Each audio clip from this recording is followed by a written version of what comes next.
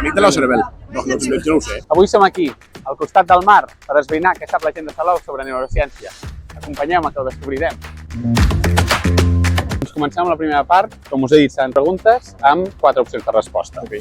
Està bé que participeu tots i totes. Quin dels següents col·lectius acostuma a estar més diagnosticat de TDAH?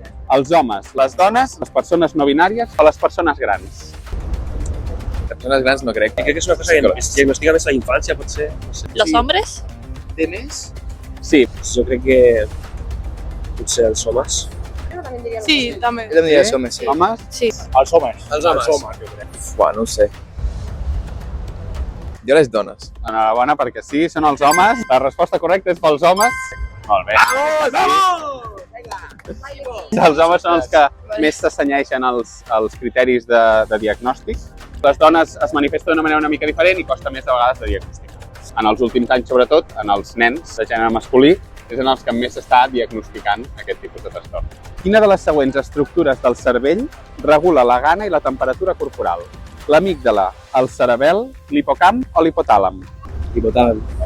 Crec que era l'hipotàlam. No tinc ni idea. Hipotàlam. Sona guai. No, espera. Com el público. Jo hipotàlam també. Decidiu-vos. Amígdala, cerebel, hipocamp o hipotàlam? Amic de la Cerebel. No, jo no ho sé. decidit. Hipotàlam, potser. ¿Hipotálamo? La resta? Eso. És molt bé, perquè és l'hipotàlam.